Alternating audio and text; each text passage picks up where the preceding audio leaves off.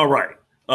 Good evening, gentlemen. Thank you for joining us for this important discussion on motivating, mobilizing Black men for the November election and beyond.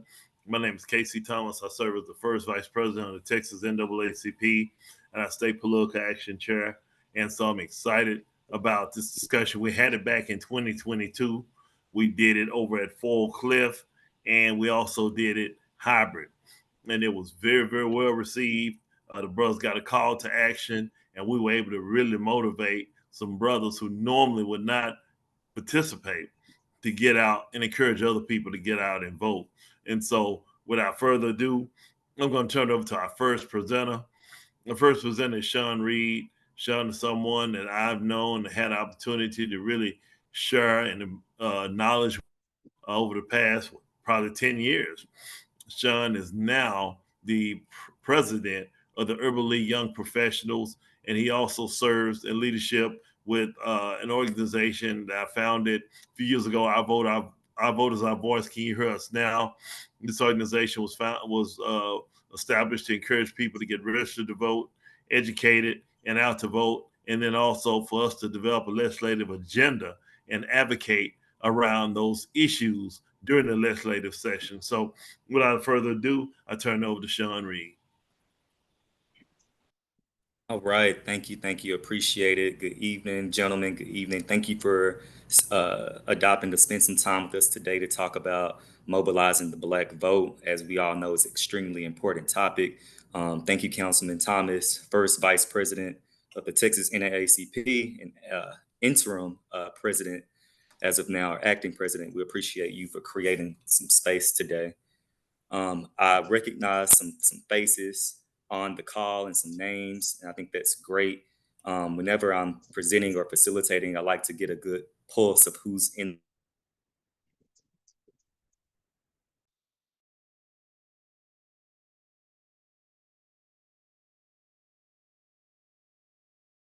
Can y'all hear me? I got a notification about Now we can. Yeah, now okay. We can. Okay, not sure where it cut out, but one thing I was saying is normally when I'm facilitating, especially with small, intimate groups, I like to take a pulse of who's in the room and who's at the table. So if you're able to comment in the chat or come off mute and just share, if you're a part of an organization, if you're not a part of an organization, that's fine too. And I think they'll help preface some of the things that we're going to talk about here today.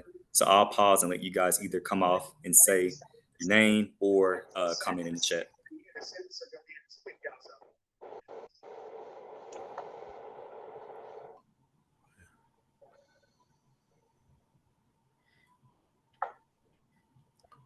Anybody like to go first?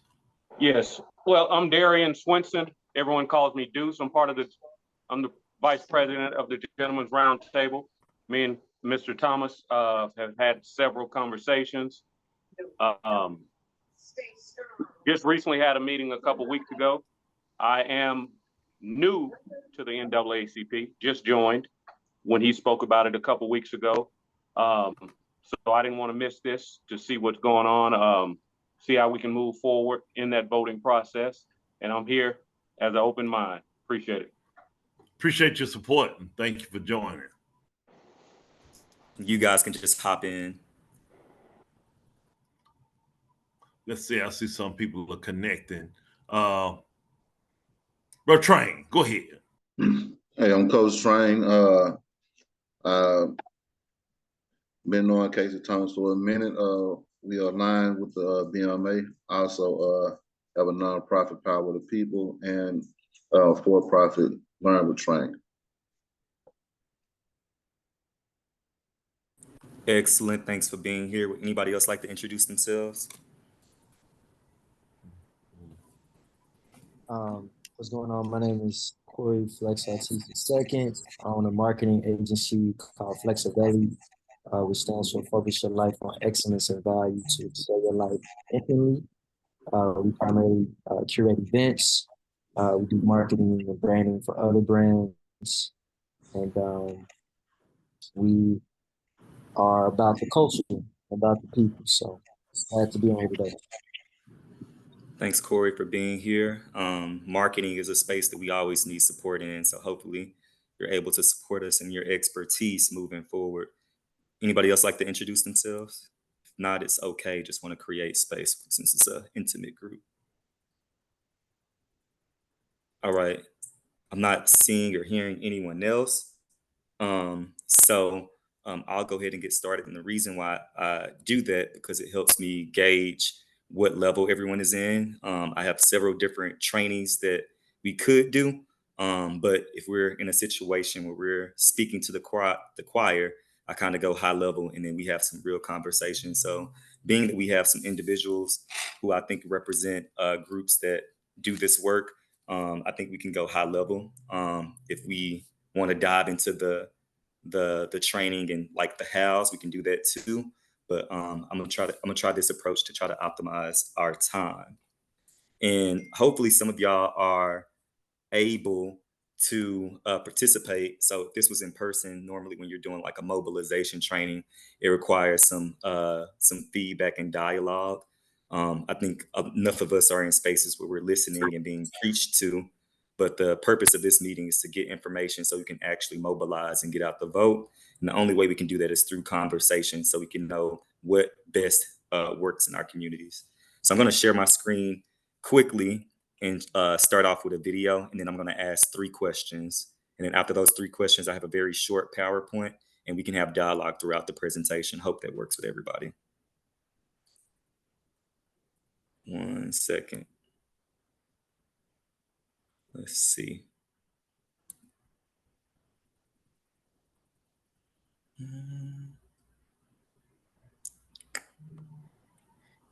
You got the green light to share your screen, right, Sean?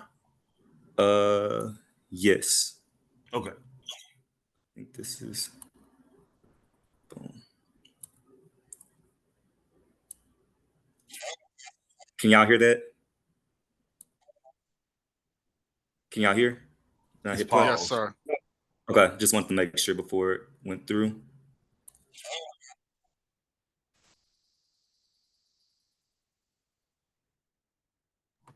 No sound.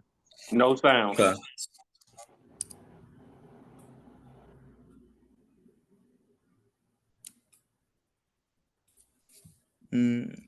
Apologies, 1 second.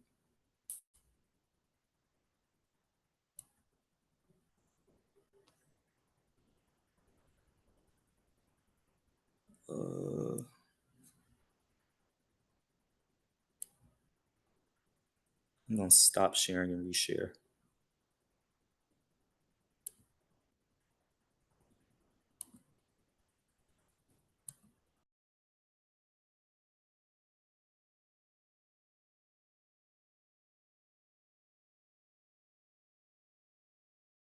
We know the way that we play politics, the transactional nature of politics in this country make Black men feel invisible, meaning they talk about things that don't speak to our lived experience, our day-to-day lives. Maslow hierarchy need tells us that if you do not have your basic needs met, you cannot think about things that are self-actualization. The way we present politics to Black men in this country is self-actualization. Therefore, people who are transient, meaning they're not secure in housing, Black men aren't secure in healthcare, we aren't secure in employment, so we can't think about things that don't address those 3 issues. Voting makes Black men seen and not invisible.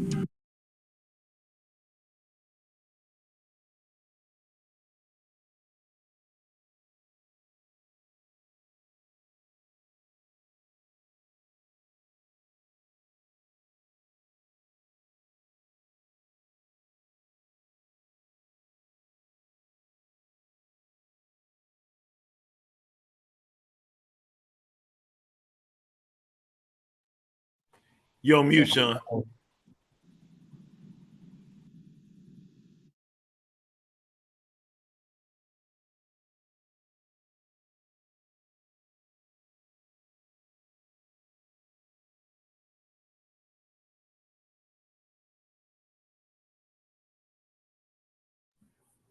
Sorry, I'm having all kind of technical difficulties today. Apologies there.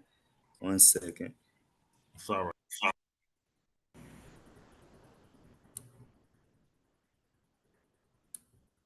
Well, actually, before I get started and share the presentation, I'll go ahead and start with one of my questions just to kind of get some interaction amongst the group. So, in you all's opinion, what are some myths that are often heard or perpetuated in the Black community when it relates to Black men and voting? So, Justin, feel free to share some of those myths. Yes, some of the myths that we have, we hear Do that you our know I'm votes meeting with don't one of the count. senators with Barack Obama right now? Oh, go ahead. Yeah, some of the myths that we hear is that our votes don't count. Nothing is gonna happen for me. It doesn't affect me. There's no change that's gonna happen in my lifetime. And those sentiments have been something that I feel like a lot of us have heard for a long time now. Absolutely. And the reason I'm asking this question, because when it comes to mobilizing any people, but especially Black people, people who have been lied to and people who haven't received a lot of benefit from the political system, half the battle is dispelling myths and trying to get the people that you're talking to, Black men slash Black women, Black people, to see some of the victories and see the just dispel some of those myths and show some truths and things. So I think that that is valid and something that we hear all the time. And normally, how I take that is I always go local and work my way up, and I show the power of your vote from a local perspective. And if you guys have the knowledge and information to be able to identify, like one area when talking to Black men is criminal justice reform. A lot of Black men are impacted by the criminal justice system or know someone that's impacted by the criminal justice system. And a lot of times, some of those offenses happen to be marijuana charges or drug charges. So I'm giving you a real life example. So normally, when I hear those things in the streets in Dallas, I refer to DA Judge Creuzot, who within his first 100 days did some instrumental things in Dallas by reducing the crime of having marijuana here in Dallas. So people aren't getting jail time; they're getting more cite and release. It has been some pushback with the police department on that, but that's one of the things that I share when it comes to dispelling, like, oh, my vote doesn't count. And then also, the more local you go, unfortunately, the fewer voters turn out sometimes. And I've been in situations where I've seen somebody make it to the runoffs based on 10 votes or 11, and that was in District 100 just not that long ago. And then, I've been in some situations where I've even worked on campaigns where they won by less than 100 or 100 and, less than 200 votes. So I'll try to give people those real life examples, starting with the local level to help distill some of those things, and try to have conversations with them. One of the things I also say is, especially when talking to college students, a college senior class can change the trajectory of an election depending on the race. So those are some real life examples that I give to combat that. What are some other myths that y'all have heard y'all may need help to dispel, or if you have a solution to how you dispel it, feel free to share that as well. A lot of There's what you something hear. great in the chat right there as well that I just saw. I didn't mean to cut you off, Coach Train.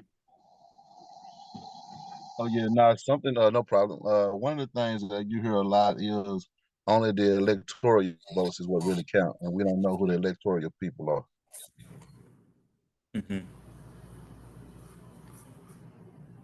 I think that's a valid one as well. I hear that a lot, and I have my own personal ideas and thoughts on our electoral college system, and that's one that I even find hard to dispel. So, as you guys being out in the community, if you heard that comment, because no one's an expert on everything, how would you respond to that?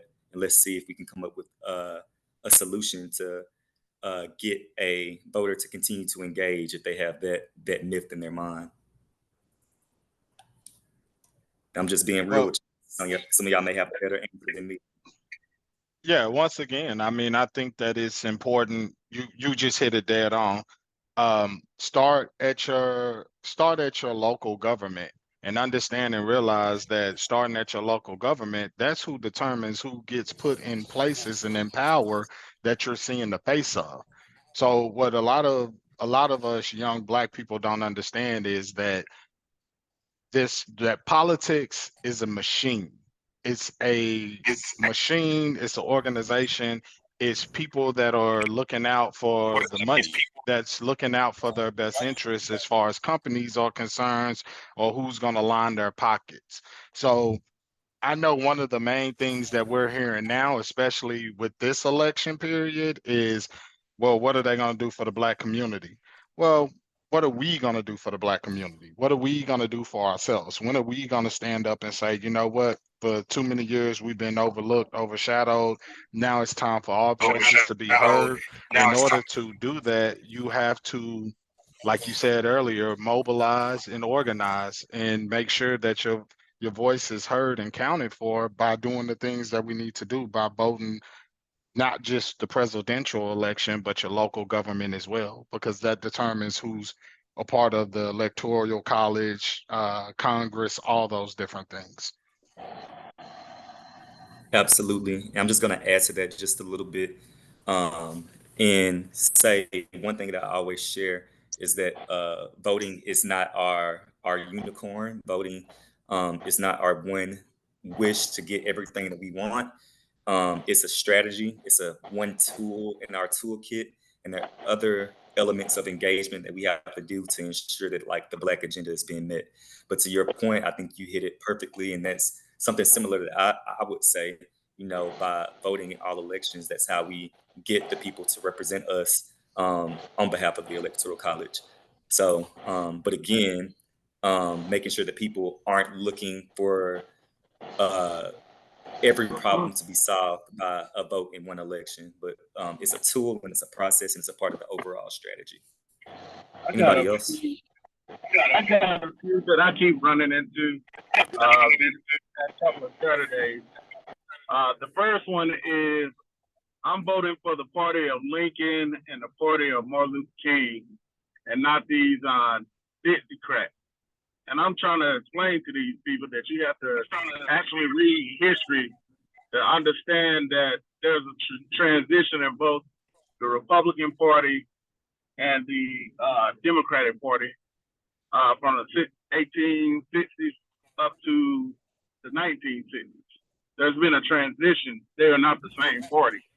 I have to explain that to people and beg them to read history in order to understand who and what they're really voting for, because you're not voting for the same ideology of the traditional conservatives that we've been exposed to. So I'm getting that pushback, as well as the whole religious part of it. I vote for Jesus, nobody else. They don't do nothing. These politicians don't do nothing for me. And I think the last that I ran into was, give me a second, I'm driving, I'm trying to get that second. No, you good. Be safe. Who's the other part? I'm gonna have to chime back in because I can't think of the other two that I think you're good. Get out here. You good, and you gave two good ones. Two good ones that I think I've even heard.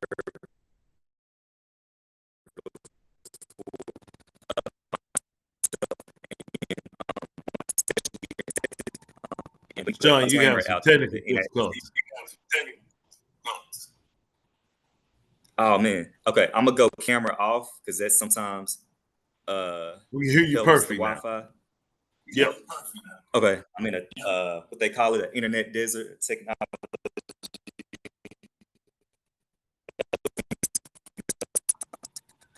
Still sound broken up. Okay. I am going to call on my phone, and that's gonna hopefully be. We hear you perfectly now. We hear you perfectly. Okay, I'm still gonna call, I'm gonna keep talking, but I'm still calling my phone. Just Good to deal. See if that will. So what I was saying was, I think in Texas specifically, we have to do a better job in uplifting the victories and the wins that we have.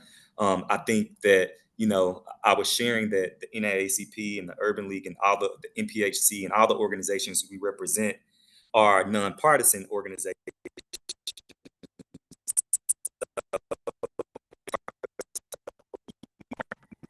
You broken up again.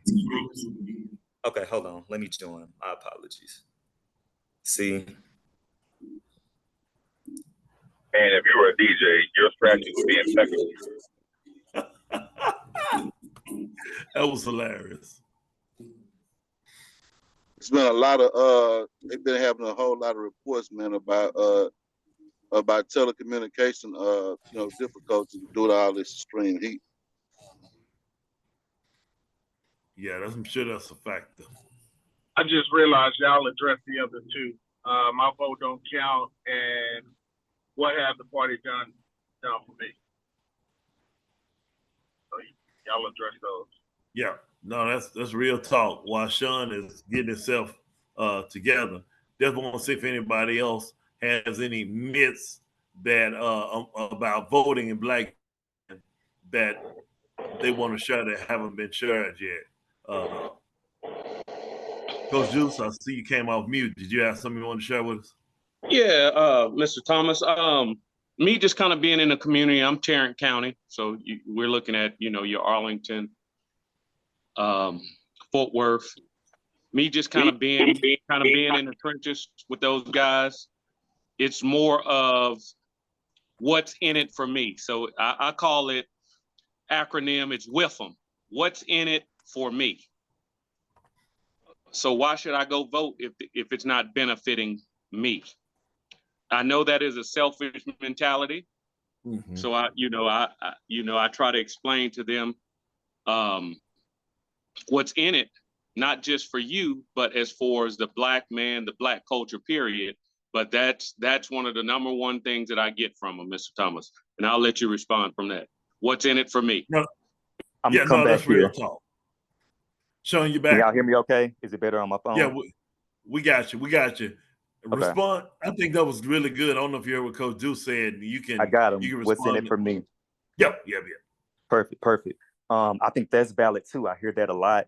And again, I think when we get those kind of comments, I've seen people who are volunteers and who are registering voters who run away from them and they don't want to have the conversation and they tune out. But that's a good conversation starter to ask them what's important to you. So take that question instead of leaving it on what's in it for me. Say, well, what's important to you? And hopefully somebody in your group can relate that to a policy or to some type of victory that has been won on the local level. And what people have to see is progress. Like, it's discouraging, I guess, holistically, when somebody look at the holistic view of their life and they haven't seen a lot of progress, then it is discouraging. But we're able to give them glimpses of hope and glimpses of the needle moving. I think that's what empowers people and moves people to vote. And one of the things I was saying to Chris's comment that kind of correlates with this is in Texas, we have to do a better job of celebrating the wins.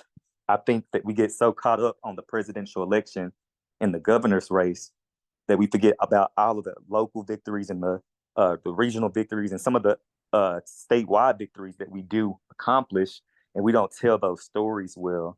So one thing that we have to do to keep voters engaged and let them know that the people that you voted for on every level are fighting for you. I'm not making tacos. Uh-oh. We have to share those victories. So, as I mentioned, some of the victories that the DA was able to accomplish within his first year, those are victories that will move people to vote. Also, just this past year, State of Board Education Rep Aisha Davis was instrumental, along with State Rep Bowers, were instrumental in passing the Crown Act, making sure that students and employers can't discriminate against people of color or people in general on the basis of their hair. Like, those are victories that we have to share. And sometimes those can be situations that help move people to vote so that they're able to see what has been gained over the course of years. So I think we have to do a better job with that as well. I have input. Can I jump in here? Yeah, of course. I think that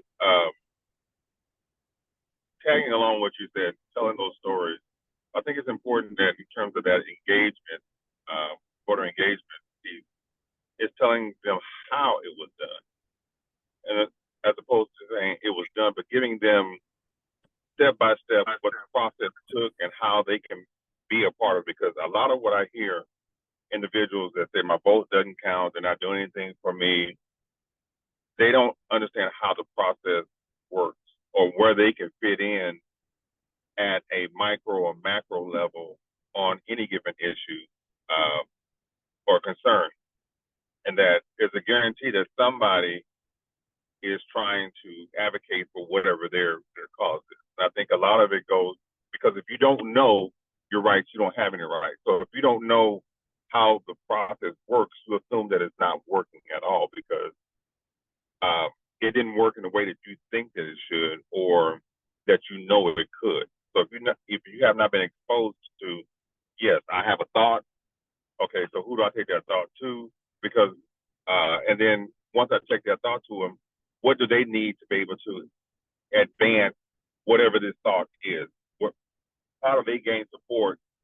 And who do I need to bring with me to advance that support? Because you just look at it from the standpoint of what I've seen other cultures do in terms of their representatives, and it's this misnomer that their representatives are any smarter or have any more abilities. It's that their base, their supporters, they bring them their project. We want this law passed, and this is why we want it. Here's all the information that you need to be able to take it to your committee to be able to get it vetted through legal, get the verbiage. But this is what we need, and this is what we're going to bring in order to make this happen. It's the strategic plan that is brought to that representative, and that representative agrees to carry the water for that. It's different on our end.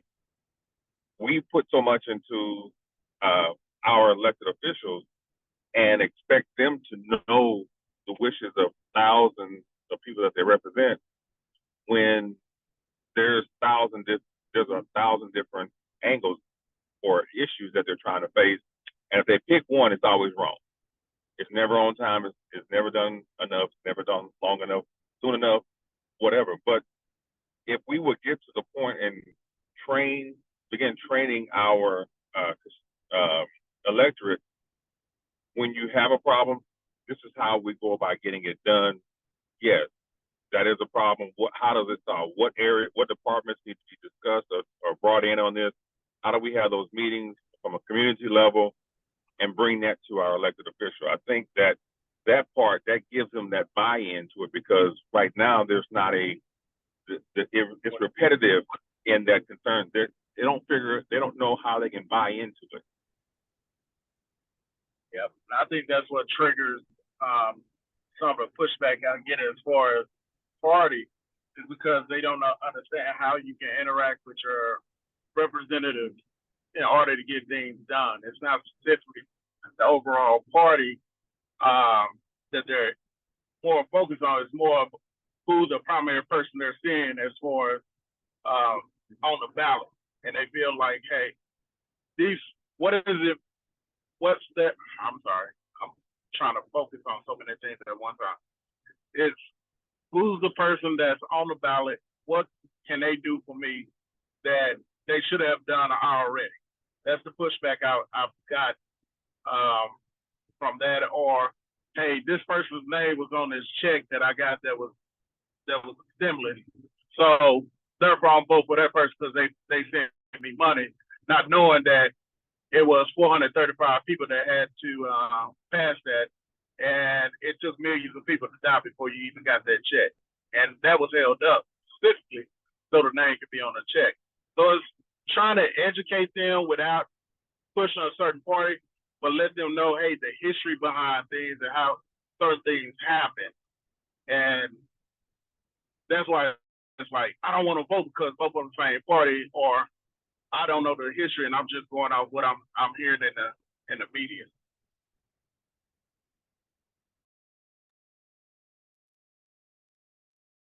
Any other comments? Perfect. Well, I think that is all real, and that's why we have a ladder of engagement from first touch point where it may be, moving to register the voter, to moving those same people to also be messengers and to be to receive information, receive the education that allows them to advocate and reach out to people who were once like them and tell those stories and things. So I think what everybody's saying is truly 100% valid. And I think together, we can come up with solutions and answers to combat those myths and combat those hard conversations. And the largest thing that I want you to take away from the brief conversation we just had here, what I see a lot is that when it's not to run away from those hard conversations or not to run away from the person that seems to be not as educated as you on the matter. And keep in mind, when people aren't educated, on the matter, it could be because they didn't have access to that education. It's not like this stuff is taught in schools. And then second thing, some people are trying to survive. And when it comes to seeking education as it relates to like political climate and policy and things in their hierarchy of needs, it may not be ranked at the top of their pyramid because they're trying to figure out how to get to work to pay my bills to provide for my family. So I think sometimes we forget that and we forget to meet people where they are. But we have to give people grace and not just dismiss them because we feel that they're not educated, and we say, okay, fine, let me not waste. And I heard so many people say, let me not waste time on somebody who don't want to register to vote. Let me go talk to a voter who is more in tune to like what I'm saying.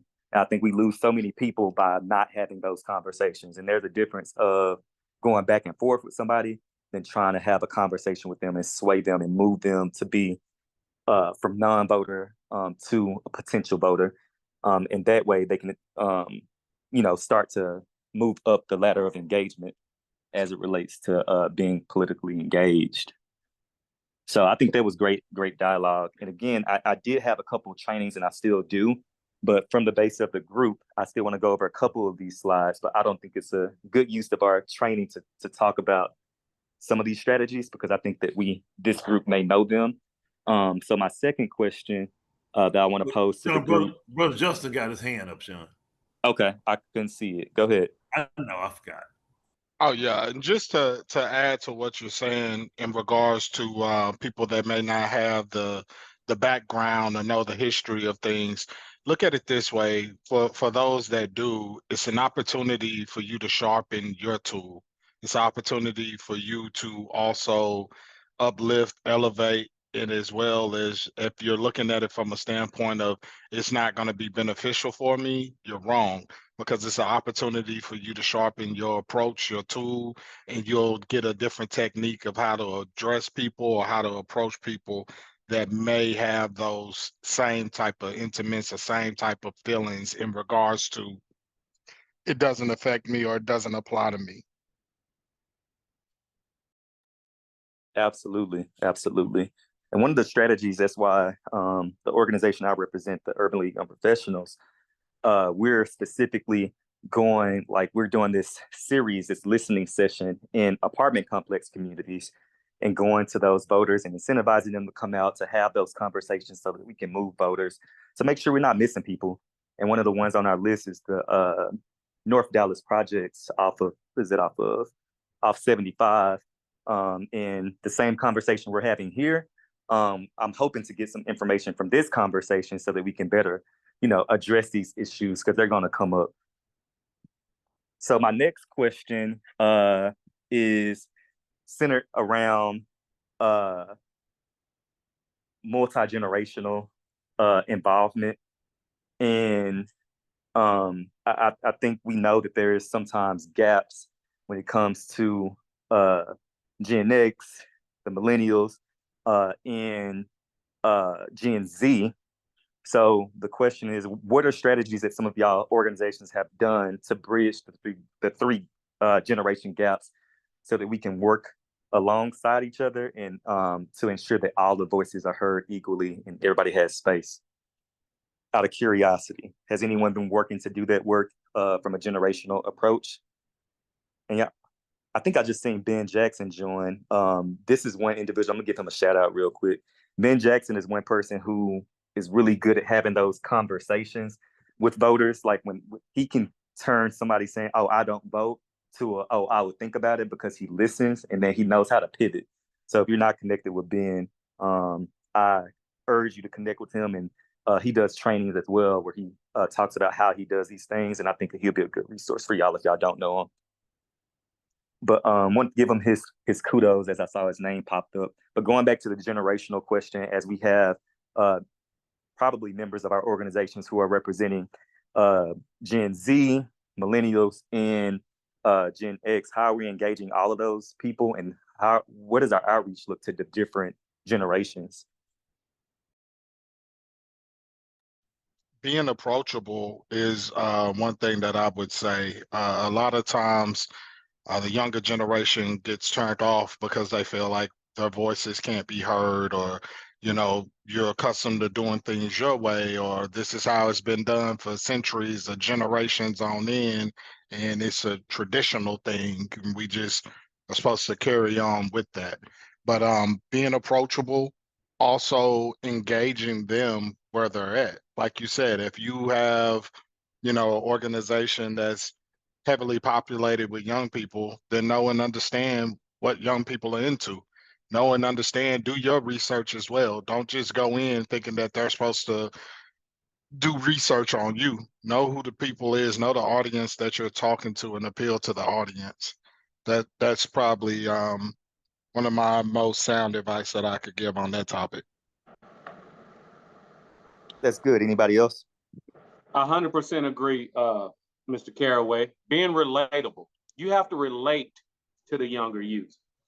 Growing up, whatever was going on, your parents told you the way that they moved, but they didn't tell you how to move accordingly with the new generation. So just like Mr. Caraway said, being relatable to them, express to them how things could move the same, be better with you in my pocket. With that being said, I think it's all being able to relate to this younger youth, man. You can't just say this how it needs to be. You have to be able to relate to them and give them positives, the pros on how it can be relatable to them and how it will benefit them in the future.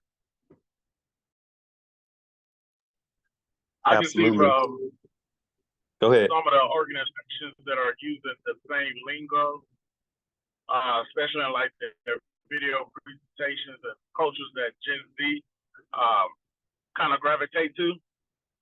Just simply speaking like they speak, putting people that they can relate to up front to be able to tailor that message to them. So same things you guys are saying, but I'm also saying it with other artists as well.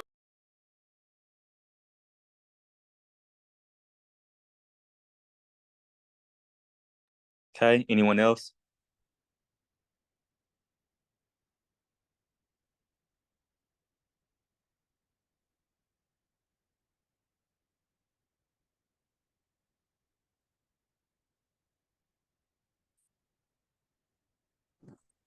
All right. If there's not anyone else, I'm going to spend a few minutes going over a few slides just with some information. And then I have a final question at the end. And then we have a second speaker who will be a lot quicker than I, who will be joining us to share some information and some opportunities to engage. I'm trying to figure out, okay, the screen had to catch up with me. Giving you CD Lamb,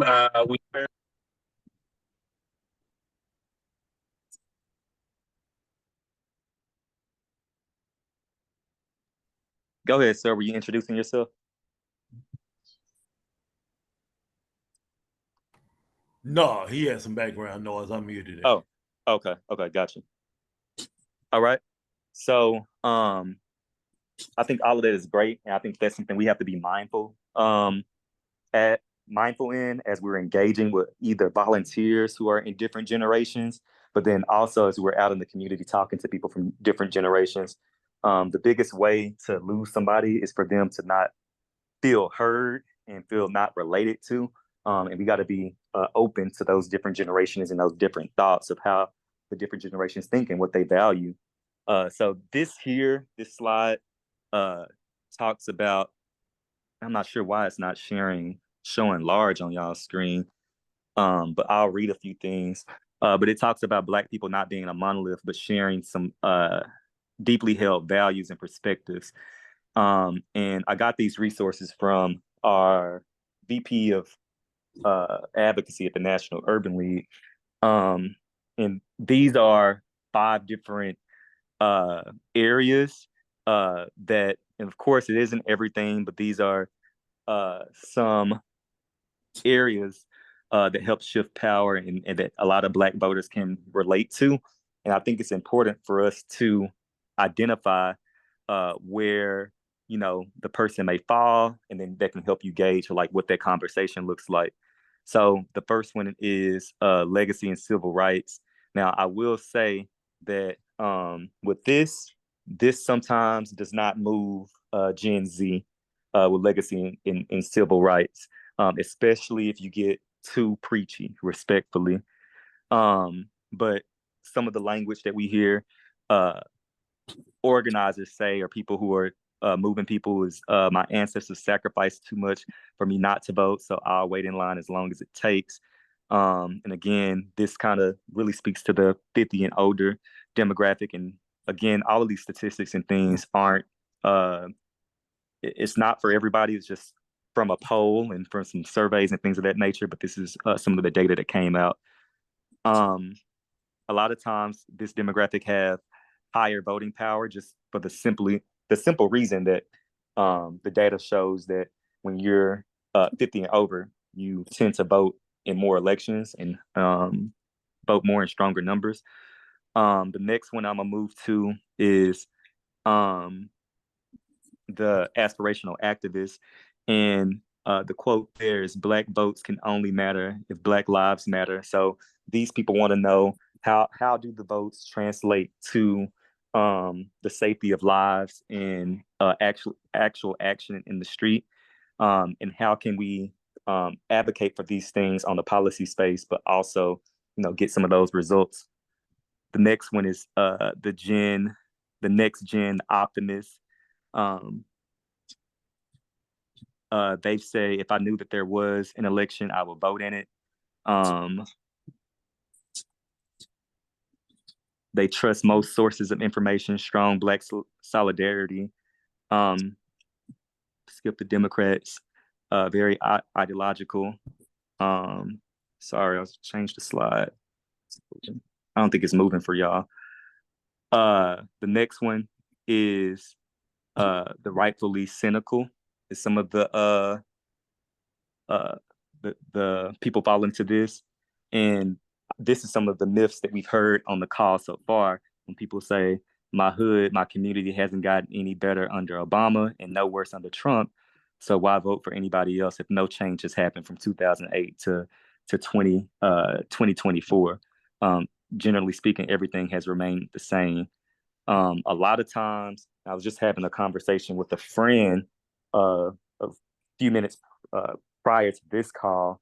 And if you watch Fox News, hopefully it's not many of us, they'll always say how, and again, we're nonpartisan, but a lot of Black male voters are voting for Trump. And then if you watch CNN and MSNBC and some other stations, you'll hear the Black people saying that I asked all of my Black friends and Black male friends and nobody's voting for Trump. I think those are two different extremes on two different ends of the spectrum. I think that there are Black men voting for Trump. And some of these people tend to be, even in my family, I'm working to dispel some myths and move them from not voting for Trump. It's been difficult, but the conversations I hear is the economy was better. And I also, one of the biggest myths that I'm trying to dispel is that Trump gave me a stimulus check. Like my cousin swear that Trump recognized that people were struggling over the pandemic. So he stepped in and gave me $3,400 for me and my kids twice. And for some people, that is reason enough, because what they know that they're still struggling, and Biden has not given them that stimulus check, and that was unheard of. So that's a huge myth and something that we have to get over in the Black community. And it's real. Like, we can't devalue it. We have to be patient and kind of talk about and also educate them. So, which is hard in itself because, again, this isn't an area where schools are doing their part, so we have to do it too. So one of the things I shared with my cousin was the role that Congress played in getting that stimulus check, in ensuring, like, the role that Congress plays in just funding and things of that nature in general, and how it was them who got the stimulus check and how they would have got it weeks earlier if Trump would have not went back and forth about signing it. And I'm not sure about y'all, but that's something I hear all the time at all my at many family functions. Let me see if I can hit the next slide. And I'm on 2 different devices, so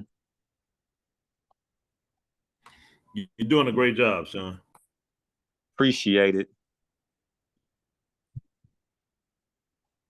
Yeah, it's not moving to the next one. Hold on.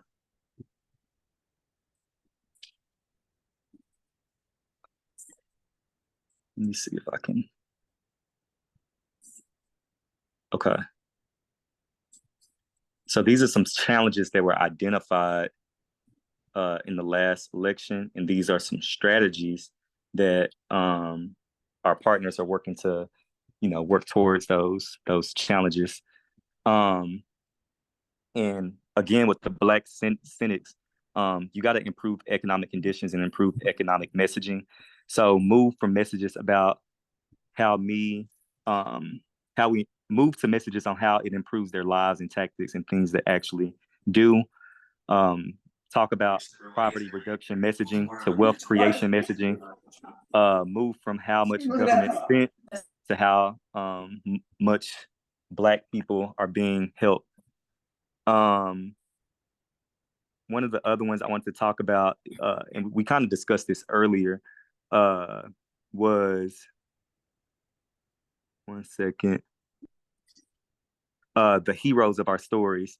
So if you go down to number 4, it talks about we cannot cape on Biden, Democrats, or other elected officials and make them Black saviors. We need to tell our own stories and also assist in that. So policy doesn't move without the people, and elected officials work for the people. So for those organizations who engage in GOTV and voter engagement and mobilization work, that's only a piece of the pie, and it's a small piece of the pie.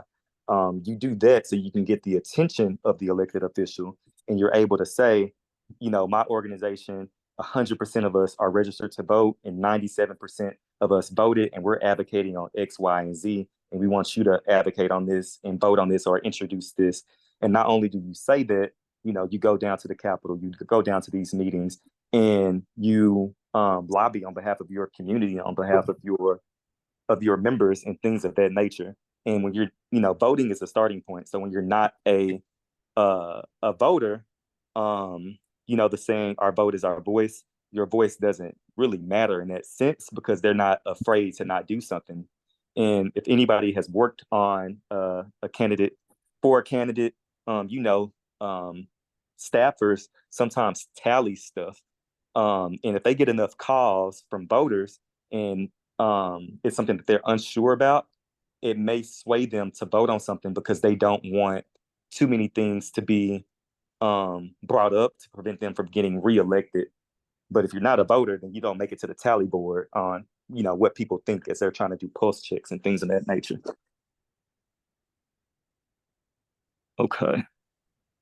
Yeah, that's called leveraging your voting power. At that point is really what you're doing, because you're saying basically, hey, these issues are what's important to us or what's plaguing our community, and your strength is in your numbers. And that's that's one thing that I try to explain to people, especially, us African Americans. Our strength is in our numbers. So if you're feeling like there's nothing being done for the Black community, it's because we're not organized. We don't have we don't really have enough organization and enough people on one political team, or enough people on one party or one agenda to say, hey, these are the issues that we want to address. I mean, I don't know about you guys, but the George Floyd situation really opened my eyes up and really got me to look at things from a different perspective. And the reason why that bill hasn't been passed or signed is because, once again, we're letting ourselves down by not organizing and being on one accord. Absolutely. I stood up to that because I agree with all of your sentiments. And I think that sometimes, and I hope I don't offend anyone by saying this, and hopefully it's not you and your organization, but I think sometimes our organizations have so much pride and have so much ego is probably the better word, that they don't come through for the people that they are meant here to serve, because for the sake of them trying to lead something. And when it comes to political power, and I was just about to bring up Maurice West. I'm glad he shared, because I'm bringing up the AALI, the African American Leadership Institution, which should be a space where leaders from the Black community come together and talk about these issues. But that's only step one. Step two is they have working groups where they come together, and now they can create an agenda in economic development, in education, in healthcare, and then they can hold elected officials accountable. But sometimes we lose the momentum and lose the opportunity because individually, meaning from a specific organization, and I'll just use mine just in case none of our organizations, so we don't know any organizations that do this, but let's say the DFW Urban League Young Professionals, we don't want to be a part of the coalition because we want to lead the work, and we want to be the face of it. And I think that does a disservice to the whole community when you're so hung up on being the face of something than actually getting something done. And really, to get things done, you need coalitions. You need power. Like one organization, 5 organizations asking for different things at the same time, it's not going to get us, the results that we need. And then sometimes, you got to compromise. You think the elected officials aren't compromising, elected officials are compromising, organizations are going to have to compromise. So individually, we're going to have to compromise to get something, because us taking all these different approaches individually sometimes can lead us with minimal results. So I'm not sure what Mr. West put in the chat, but hopefully it's the invite to the AALI. And if not, I'm sure Councilman Thomas can share out with everybody when that's Mr. Reed, can I? Oh, yeah, go ahead. Can I chime in for a second? Absolutely. Gentlemen, I won't be long, but I'll be very succinct. With everything that you're hearing, everything that you're saying, it really triggered me with the gentleman who just spoke about not having a universal collaborative arm. Well, I think we can create that with AALI. We're not interested in getting limelight. We're not interested in getting the shine. What we're all together hoping for is that everyone can come in the room. We can bring all of our expertise, our ideas, and our strategy together, and then disseminate it out. Because these ideas and strategies and thoughts and comments, they're spot on, but we need to have a central location. And if you're so inclined, because we're going to back NAACP, we're going to support Urban League, we have to. But if you're so inclined and you would love to kind of begin the test of that, join us on September the 7th. It's free. There's conversation all day. And then we can bring you in as subject matter experts as well as we go forward in the future. This is 9 years, but we're really expanding it. So thanks for a few seconds. Absolutely. Absolutely. You guys were a group and that I was going to reference anyway. So I'm glad that you're here and I'm glad that you shared that. So if you're a part of this conversation, let this not be your only time that you engage. And as Mr. West said, come out to that and we can work together to get what we want. Casey, has Ed joined yet? I'm trying to do a time check on how much. Yeah, no, you got at least another 15 minutes. He'll be coming in maybe about 8:05. But what I wanted you to do is go back to that previous screen. I had a chance to spend some time with Mr. Woodbury with Hit Strategies while I was at the National NAACP convention. And we talked specifically about what are some things focus groups are telling him, focus groups of Black voters are telling him in terms of what are some issues and challenges. And one of the things that was most important was people who feel empowered or feel like their vote counts are the ones who actually have more of a tendency to go out and vote. So looking at that last slide, I think those points were really, really important that were included. Okay, okay. And I think I just got a message from Ed that he's on to share. So I'm gonna wrap up this and then pass the mic over to him, and then we can talk about this in part 2. And yeah, we can talk offline. So this is just some information about what was done in Georgia, because you guys know the impact that Georgia had in the last midterm election and how they moved low propensity voters to high propensity voters. And that should be the goal. Campaigns traditionally talk to people who they know are going to vote. So organizations and organizers got to fill in the gaps and talk to those low propensity voters to move them across that engagement ladder. And some of the things that stuck out of what they did is by political empowerment, constant contact. So I think they said 6 contacts with the person. So a lot of times when we're registering voters, let's say we're registering voters at a grocery store or at the DMV or at a school, we really miss an opportunity to engage and mobilize that voter if we're not collecting their information. So if you have some type of pledge card or some type of way to collect their information legally, not by, you can't scan the card or pull it from the card, but that's what we want to do is get that information so we can engage them and educate them and then mobilize them. So voter registration, voter education, then voter mobilization is how we move them up the ladder.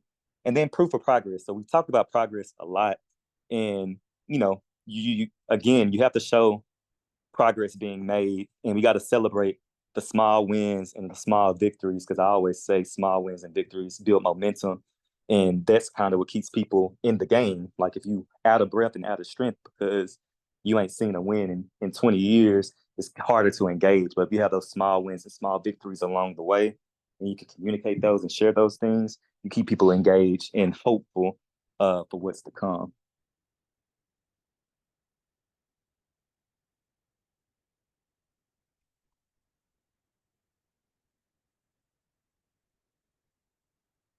Okay, last part before I get to my last question. Ed, you here? Is Ed here, Casey? Oh yeah, I'm on. Okay, all right, perfect. Last part is, again, we've talked a lot about moving people from different elements of engagement. So again, you want to move them electoral power to negotiating power to accountability power to punitive power, and essentially voting is the first step of it. Like voting gives you the power and really the credential to negotiate and to not that you can't speak to an elected official if you're not a voter, but it means so much more when you are a voter. And then you just kind of move them along that ladder. So I'm gonna stop sharing because I want to respect everyone's time, but I'm gonna allow Ed to share some stuff as well. But one question that I want to leave y'all with is, and not to be a scare tactic, but you have to kind of remind people of what's at stake. So, reminding them what happens if you don't vote. What happens if I know you're just one person, but what if you're connected to another person? And what if now it ripples effect and so many people don't vote? What are the worst things that can happen? And a lot of these things have already been happening, but sometimes we think, oh, it can't get no worse. But I promise you that it can. I had some stuff to share on Project 2025, but it from our attendees appeared that people may be fully educated and briefed on that. Last time we had this conversation, there were a lot of community members who weren't a part of organizations. So we spent a lot of time, talking about those things. But I'm happy to share, some Project 2025 messaging and collateral to help, share that with the community if y'all would like me to share that after the meeting. But again, we have to share with people in a way of what's at stake? What will happen if we don't vote? Things can get worse. And, you say nothing has changed in the past 4 or 8 years. And surely nothing will change if certain individuals are elected who don't have our communities and our people's best interests at heart. It will get worse. So that is my time. Thank you guys for listening and engaging in the conversation. If y'all can hang on for about 15 more minutes or so, we have another presenter, and I can pass it to Trustee Ed Turner now, who can share and take the conversation on. Hello, everyone. Thank you all for allowing me to talk to you all today. I don't have a PowerPoint presentation. Thank you, Sean, for your presentation. That was a lot of valuable information. What I want to talk to you guys about is voter engagement when it comes to the Black male vote. I know we sit around and we talk about a lot of things, but the real work requires us to actually go out, knock doors, make phone calls. When Sean talked about multiple touches, those touches consist of a mailer, that's a touch, a couple phone calls, that's a couple touches, knocking doors, having a conversation with someone, those are 2 touches. And even out of those touches, you at least want to get a person to say yes 3 times to increase their chances of voting. So on September 21st, what we're going to do is have a day of action where we're going to actually go out. We're going to do a training on canvassing, how to knock doors, how to have a conversation, how to talk about the issues. And we're going to be targeting low propensity Black male voters to get our Black men out to vote.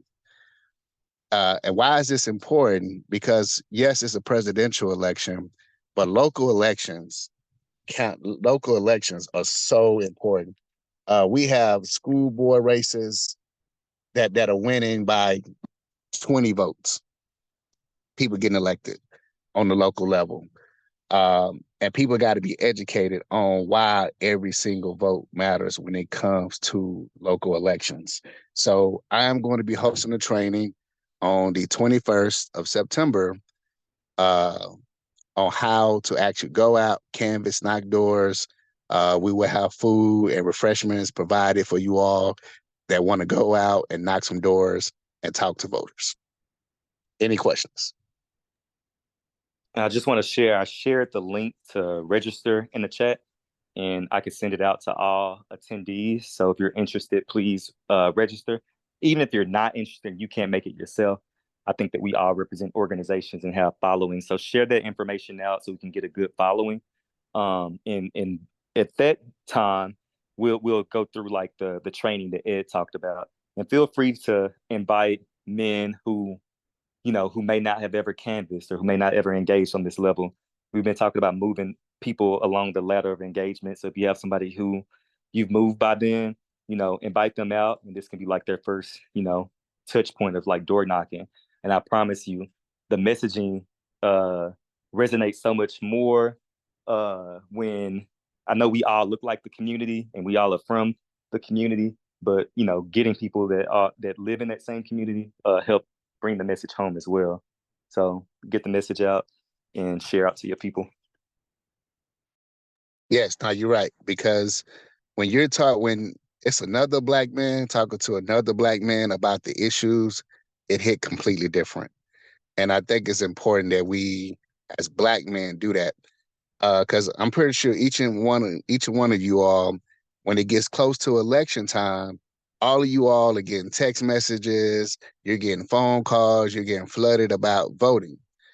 You ever wonder why those people those low propensity voters don't get those phone calls, they don't get those text messages because they don't have a voting history. And when you don't have a voting history, candidates are not going to spend money trying to get unlikely voters to come to the polls. They're only going to spend money to get likely voters. So once we get these male voters to start actually voting and casting ballots, they now go into a pool of likely voters. They now going to get flooded with emails, text messages, phone calls about elections. They now going to get those door knocks because when they move into that likely voter category, candidates are going to reach out to them. And I'm just being completely honest with you. As a school board trustee, we had a universe of 3,000 voters. And my main focus was to talk to those 3,000 voters. Even though I had 30,000 people registered to vote in my district, And I had another 8,000 people that turned out in the presidential election. But when it came to school board election, my likely voters were 3,000 people. And if you wasn't one of those 3,000 people, I had no resources to talk to you. And that's the reality. And that's the way elections work. Brother Trustee Turner, how Yes. many votes did you win with? If you had a pool of 3,000, how many did you win with? Well, I won by 63% of the vote with 3 other people in the race. Okay, what was that Yeah. number? We don't have like a total. I don't know, it was like 1,700, something like that. It's a good ballpark. Thanks. Yeah. But what Ed just talked about, and just reiterating, you can't blame campaigns that got limited resources and funds. They want to make sure they're reelected. So again, just reiterating the importance of nonpartisan and organizations like ours to go out and reach those low propensity voters and move them along. So next election cycle, they're getting hit up by by these campaigns. I'm gonna stop my story and stop it right there. All right.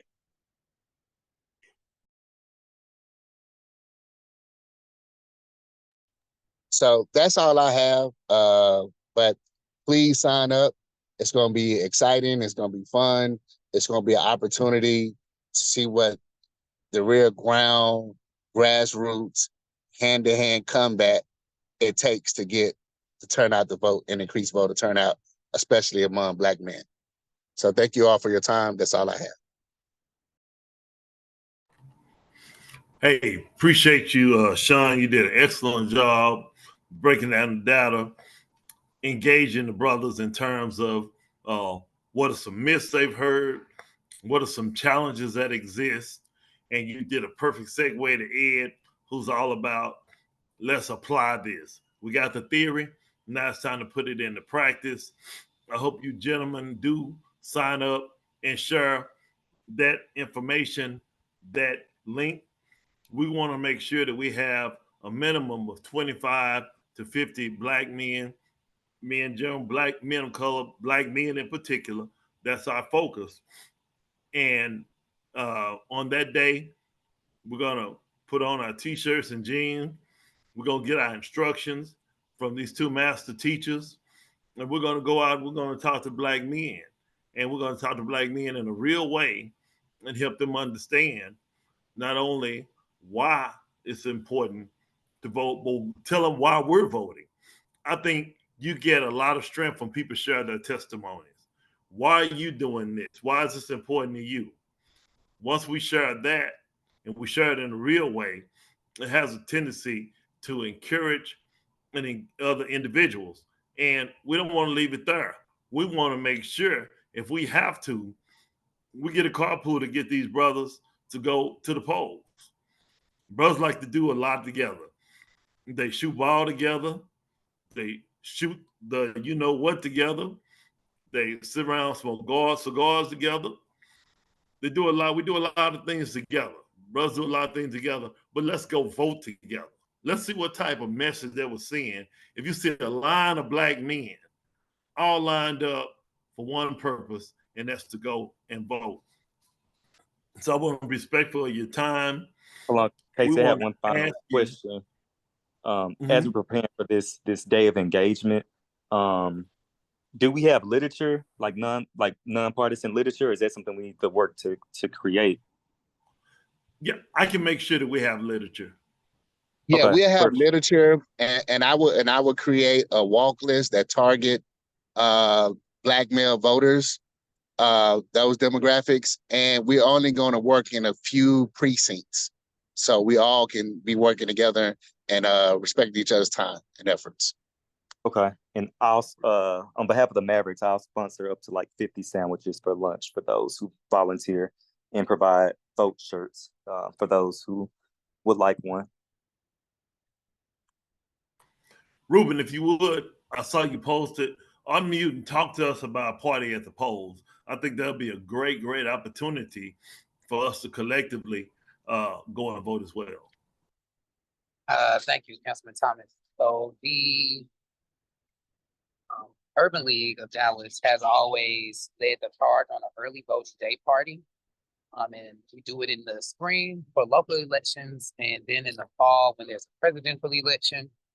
We've been pretty consistent with hosting this event since before the pandemic, and we're scheduled to host it again with some amazing partners this year, including Hip Hop Caucus, March to the Polls. Sean, I'm forgetting the other one.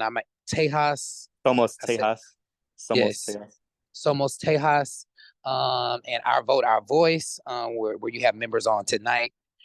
That's going to be on October 26th at 4 Oak Cliff from 3 to 7. It'll be DJ, entertainment, working on some food. So it's truly a day party, but the advantageous part is we're 100 feet away from a polling site. So I've heard some of the issues and concerns, some of the barriers and challenges, but if we can get people to the party, we should be able to get them to the polls. Thank you, Ruben. Guys, if you're a member of an organization and you have any events that are coming up, we want to begin to show that we support one another, like Ruben just unmuted. If there's any events that you have coming up, go ahead, come off mute. We want to be respectful of your time. We started about 6:45, so we're running maybe about 15 minutes behind, which isn't bad. So if you have anything you want to share, you got an upcoming event. I know the Kappas are doing a voter registration drive over at Gibson's, Black-owned grocery store over in West Dallas. So we want to let Black West Dallas know that's going to take place this Saturday from 10 to 2. Brother Clarkson, thank you for encouraging the brothers to become VDRs. I'm glad to have you on here. Anyone else, if you have an event coming up, feel free, unmute and share at this time. All right. Well, thank you so much for being here. Save the date, September 21st. We're in the process of confirming the location. We're hoping that it'll be where this was intended to be, which was 4 Oak Cliff. Just want to make sure the logistics and everything work.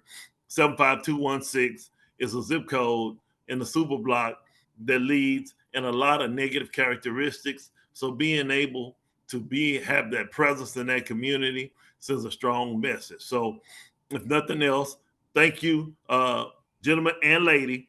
It was a discussion as relates to Black men, but we didn't exclude any women. So thank you for being with us tonight. Hopefully you learned something that will encourage the men in your life and the men in your community. Thank you, everyone. Have a good night. Thank you, guys. Have a good one. Appreciate you all, man. I'll be looking forward to that communication. And like I said, Mr. Thomas, put that on all platforms because there's a lot of groups within this group. Absolutely. We definitely will do that. Have a good night, gentlemen. And good night, Casey. Good night. Thank you, CW, for always being there, brother. Forever.